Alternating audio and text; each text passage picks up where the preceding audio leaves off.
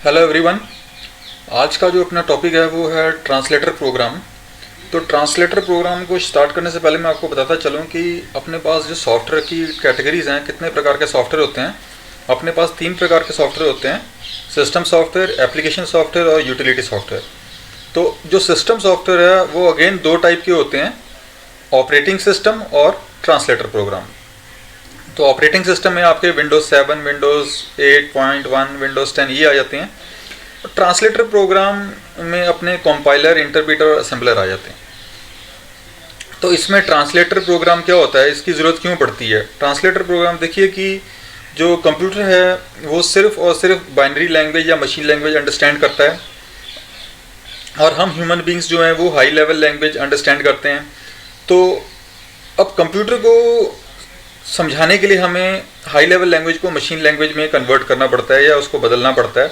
तो इसलिए हमें ट्रांसलेटर प्रोग्राम की ज़रूरत पड़ती है। तो ट्रांसलेटर प्रोग्राम क्या करता है? ट्रांसलेटर प्रोग्राम जो होता है वो हाई लेवल लैंग्वेज के जो प्रोग्राम्स होते हैं उसको मशीन लेवल लैंग्वेज में कन्वर्ट करता है या लो लेवल लैंग्वेज के प्रोग्राम में बदल देता है। तो जो प्रोग्राम हमने हाई लेवल लैंग्वेज में लिखा होता है उसे हम कहते हैं सोर्स प्रोग्राम या सोर्स कोड। तो सोर्स प्रोग्राम और सोर्स कोड क्या है कि जो प्रोग्राम हाई लेवल लैंग्वेज में लिखा जाता है उसे हम सोर्स प्रोग्राम या सोर्स कोड कहते हैं। उसके बाद अपना आ गया ऑब्जेक्ट प्रोग्राम या ऑब्जेक्ट कोड। क्या होता है? तो जो प्रोग्राम मशीन लैंग्वेज में बदल जिस प्रोग्राम हाई लेवल लैंग्वेज के प्रोग्राम को हम मशीन लैंग्वेज में बदल देते थे उस प्रोग्राम को हम कहते हैं ऑब्जेक्ट प्रोग्राम या ऑब्जेक्ट कोड। तो थोड़ी देर पहले भी मैंने आपको बताया था कि अपने पास ट्रांसलेटर प्रोग्राम जो 3 टाइप के होते हैं। पहला है असेंबलर, दूसरा है कंपाइलर और तीसरा है इंटरप्रेटर। अब इन तीनों को हम एक एक करके अंडरस्टैंड करते हैं कि ये क्या होते हैं और इनके बीच में डिफरेंस क्या है। देखिए, कंपाइलर, इंटरप्रेटर और असेंबलर, इन तीनों में एक चीज़ कॉमन है कि ये सॉफ्टवेयर हैं अपने पास। तो ये तो पहला पॉइंट है कि तीनों का, कि कंपाइलर, इंटरप्रेटर और असेंबलर ये अपने पास सॉफ्टवेयर हैं। तो पहला कंपाइलर क्या करता है कि कंपाइलर जो हाई लेवल लैंग्वेज के प्रोग्राम्स होते हैं जो हमने हाई लेवल लैंग्वेज में लिखे होते हैं उसको मशीन लैंग्वेज में कन्वर्ट करता है या उसको बदलता है। पर ये क्या करता है कि ये पूरे के पूरे प्रोग्राम को एक टाइम में ही कन्वर्ट करता है। तो मान लीजिए आपके प्रोग्राम में अगर 10 लाइन्स हैं या 10 स्टेटमेंट्स हैं, तो वो 10 की 10 स्टेटमेंट्स को या 10 की 10 लाइन्स को एक बार में ही कन्वर्ट करेगा और उसका मशीन कोड या ऑब्जेक्ट कोड जनरेट करेगा। तो ये जो कंपाइलर है इसको यूज़ किया जाता है C++ लैंग्वेज में।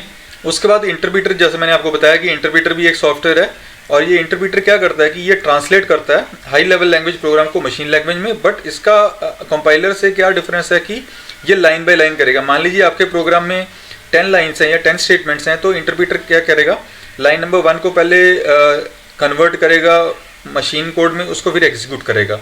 अगर उसमें कोई एरर नहीं है तो उसको फिर वो लाइन नंबर 2 पे जाएगा, फिर उसका मशीन कोड जनरेट करेगा और फिर उसको रन करेगा। तो इस प्रकार से जो इंटरप्रेटर है वो लाइन बाय लाइन करता है।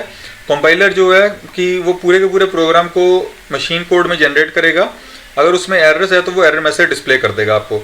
और जो इंटरप्रेटर क्या है कि इंटरप्रेटर लाइन बाय लाइन करेगा। अगर लाइन नंबर 1 में कोई एरर आ गया तो वो आगे एग्जीक्यूट नहीं करेगा, उसका एरर मैसेज डिस्प्ले करेगा। उस एरर को आपको रिमूव करना पड़ेगा, फिर उसको दोबारा उसको ट्रांसलेट करने के लिए आपको इंटरप्रेटर यूज़ करना पड़ेगा।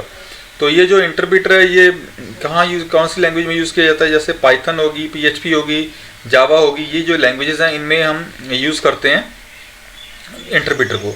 उसके बाद असेंबलर क्या है कि ये असेंबलर भी एक सॉफ्टवेयर है, और ये असेंबली लैंग्वेज इंस्ट्रक्शंस को कन्वर्ट करता है मशीन लैंग्वेज में, दैट इज़ बाइनरी कोड में कन्वर्ट करेगा।